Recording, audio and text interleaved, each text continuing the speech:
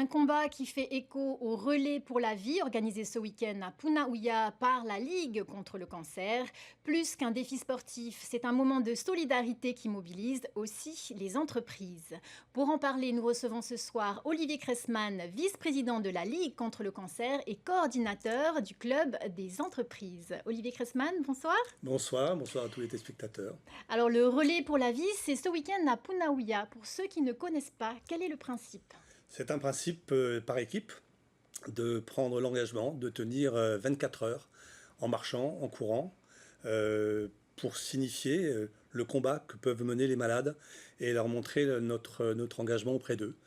C'est un relais qui a pour objet de collecter des fonds au travers de dons, chaque équipe ayant une forme d'engagement, de trouver une façon de collecter des sommes.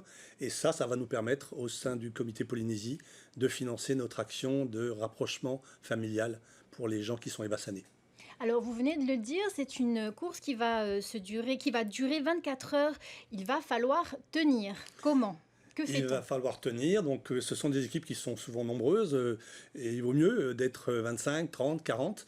Chacun se répartit sur marcher une demi-heure, courir une heure. La façon par laquelle elles s'organisent, elles en sont totalement libres. Donc on a des gens qui vont venir marcher avec une poussette et leurs enfants pendant peut-être une petite demi-heure, d'autres qui vont courir pendant 1 heure et demie. L'important, c'est que chaque équipe s'engage à avoir toujours un représentant sur la piste en train de courir ou en marchant selon le choix de la personne. Les fonds collectés financent notamment le rapprochement familial pour les malades en évacuation sanitaire, en particulier les enfants atteints du cancer. Comment ce programme fonctionne-t-il ? Alors c'est un programme que nous avons souhaité par le constat que dans la situation des Vassan, chez les adultes aussi, mais beaucoup chez les enfants, c'est une grande difficulté que d'avoir un parent qui généralement accompagne son enfant et avoir l'autre parent qui reste à Tahiti avec souvent les frères et sœurs. Et à un moment donné, on sait que pour que l'enfant ait toutes les ressources pour bien guérir, le fait de rassembler la famille va permettre de redonner toute l'énergie dont il a besoin, et y compris pour l'accompagnant, parce que c'est souvent très difficile aussi d'être dans ce rôle. Et donc voilà, la démarche que nous avons, c'est avec des partenariats comme Air Tahiti Nui, qui nous permet de mettre en place des dispositifs pour avoir des billets, c'est pouvoir financer, et la CPS aussi également, c'est pouvoir financer le déplacement au moins une fois dans l'année de la fratrie et du parent restant auprès du jeune malade, auprès de l'adulte aussi, parce que ça marche pour les deux, et donc leur permettre de se retrouver pendant 3-4 semaines dans des logements, à retrouver l'unité et redonner toute la force que le malade a besoin de trouver, qu'il soit enfant, encore une fois, ou adulte. Alors, vous êtes coordinateur du Club des entreprises. Combien d'entreprises sont inscrites ?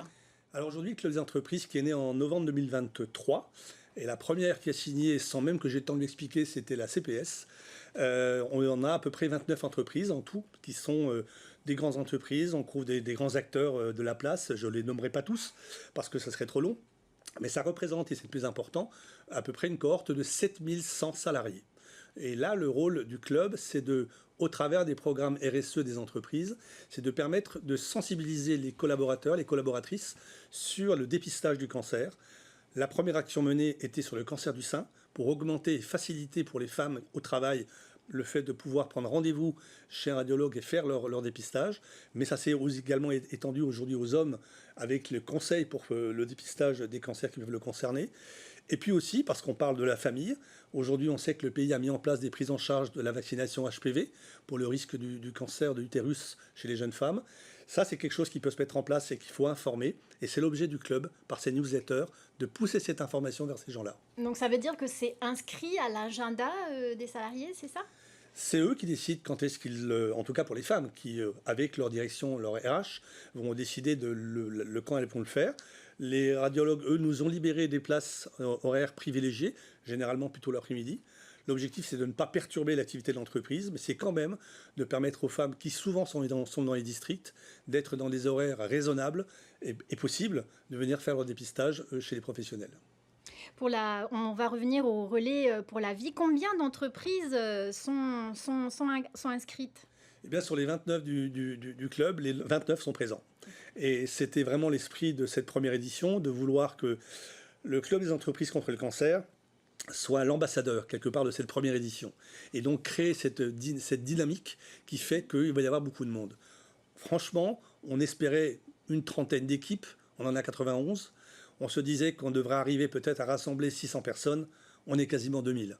Donc le pari est magnifiquement remporté, en tout cas en termes maintenant de participation. Maintenant, il faut tenir les 24 heures, et c'est là où ça va devenir encore plus l'engouement, parce qu'il y a des équipes qui ne sont pas des entreprises, ce sont des privés, qui se sont rassemblés entre eux, et ça, c'est très porteur. Alors, les inscriptions sont closes, mais comment le public peut-il encore soutenir l'événement ce week-end? Alors, page Facebook, le relais pour la vie Polynésie, vous avez un lien qui vous amène sur la page de toutes les équipes, et vous pouvez faire un don directement par carte bleue sur le choix d'une équipe ou d'un coureur, et qui va venir dans la cagnotte de cette équipe, qui à la fin sera reversée au comité. Merci Olivier Cressman pour cet appel à la mobilisation. On le rappelle, le relais pour la vie se déroule ce week-end au stade de la Punaru à Punavia pendant 24 heures. Et le public est bienvenu et dès 14 heures. Merci pour ce message.